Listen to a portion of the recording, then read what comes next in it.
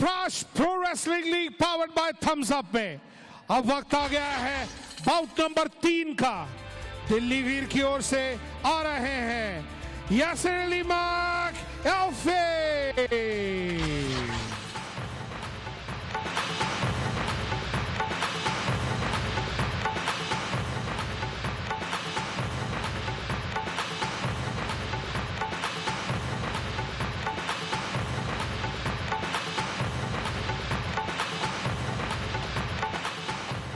एल्फे Turkey से हैं और 2005 में इन्होंने ब्रॉन्ज मेडल जीता लास वेगस में।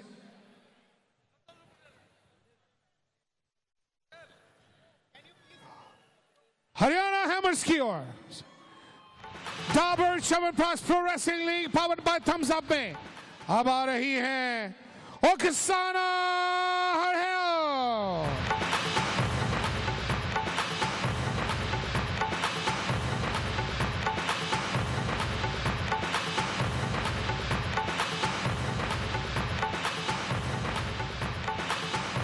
ओक्साना यूक्रेन से हैं। इनको अगर कांस्य सुंदरी कहा जाए तो सिद्धू जी गलत नहीं होगा, क्योंकि यूरोपीय गेम्स में भी इनको कांस्य पदक ही हासिल हुआ था 2015 में। लेकिन कांस्य सुंदरी रक्साना के सामने है जो 41 लाख और वर्ल्ड चैंपियन है। लेकिन तो सामने प्रतिद्वंद्वी तगड़ा है, जोरदार है। लेकिन सिद्धू जी मैं आपको यहां स्पष्ट कर दूं कि वो जो वर्ल्ड चैंपियन है 60 किलोग्राम वर्ग में वर्ल्ड चैंपियन है, जो ओलंपिक वेट नहीं है।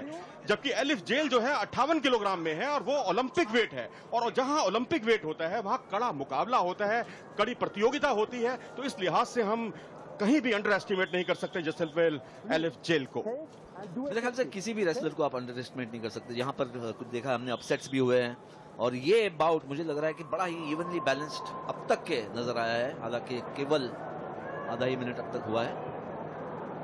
ओक्साना हरहेल 41.3 लाख रुपए की बोली लगी थी उन पे। Highest paid.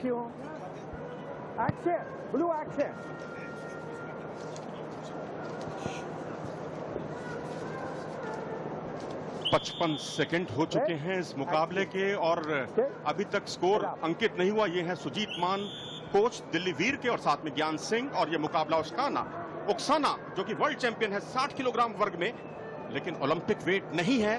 और जैसलमेर जेल एलिफ जेल जो कि स्वीडन की हैं, और उनके बारे में मैं आपको बहुत ही एक दिलचस्प बात बताना चाहूंगा कि इस वक्त स्वीडन में इनके पतिदेव इस मुकाबले का लुत्फ उठा रहे हैं।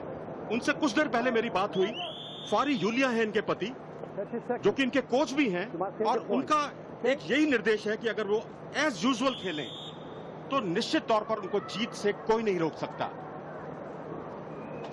तूफान आने के पहले की शांति है, पत्ता भी नहीं हिलता, फिर ऐसा खलल होता है, ऐसी धूम मचती है। वही होने वाला है मेरी भविष्यवाणी, जोची रहा हूं। कौन खलल लाता है, कौन तूफान लाता है, ये तो देखना होगा। लेकिन अब तक के दोनों ही पहलवान रेसलर्स जो हैं वो बराबर के।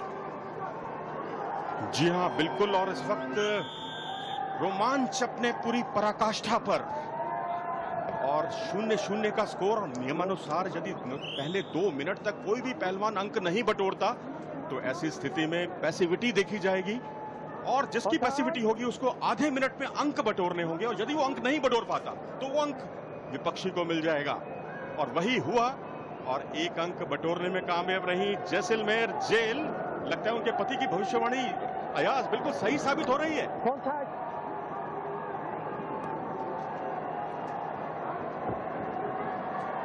दो मिनट से ज्यादा हो गए इस बाउट में अब तक के। ऐसा लग रहा है कि दोनों ही रेसलर्स अपने आप को इन्वॉल्व पूरी तरह से कर तो रहे हैं, लेकिन परख ही रहे हैं। अब तक कोई खास ऐसा मूव नजर नहीं आया है।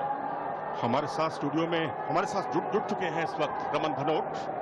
रमन, कैसा लग रहा है? देखिए 1-1 से 1-0 पहला अंक बटोरा था जैसलमेर जेल ने, और इसे उलट फिर भी मैं नहीं कहूंगा। अगर जेल जीत जाती है, बेशक वो ब्रॉन्ज मेडलिस्ट है, लेकिन हमें ये नहीं भूलना चाहिए कि वो ओलंपिक वेट है। 58 केजी एक ओलंपिक वेट है, जहां कड़ी प्रतियोगिता देखने को मिलती है। मनोज, एक बात और दिलचस्प ये है कि हरियाणा हैमर्स और दिल्ली वीर अभी 1-1 पर बराबर है। अगर ओवरऑल बाउट्स की बात करें तो ये जो मुकाबला है बहुत अहम। एक तरफ विश्व चैंपियन दूसरी तरफ ब्रॉन्ज मेडलिस्ट विश्व चैंपियनशिप्स की, तो कांटे की टक्कर है। कुछ भी कहें, अलग अलग वेट कैटेगरीज में हो, अलग अलग वेट स्पर्धाओं में हो समय, लेकिन इस समय समाप्त होता हुआ पहले ही राउंड का। यह बहुत ही एक क्रूशल ये बाउट, दोनों ही टीम ने एक एक बाउट जीता है। ये तीसरा बाउट, यहाँ पर पॉइंट्स अब तक ज्यादा नहीं बने, लेकिन टक्कर बड़ा कांटे का रहा है। जी हाँ, निश्चित तौर पर कांटे की लड़ाई चल रही है इस वक्त जैसलमेर एलिफ जेल और ओक्साना हरहेल के बीच में। वर्ल्ड चैंपियन और वर्ल्ड चैंपियनशिप की ब्रॉन्ज मेडलिस्ट के बीच में चलता हुआ यह मुकाबला।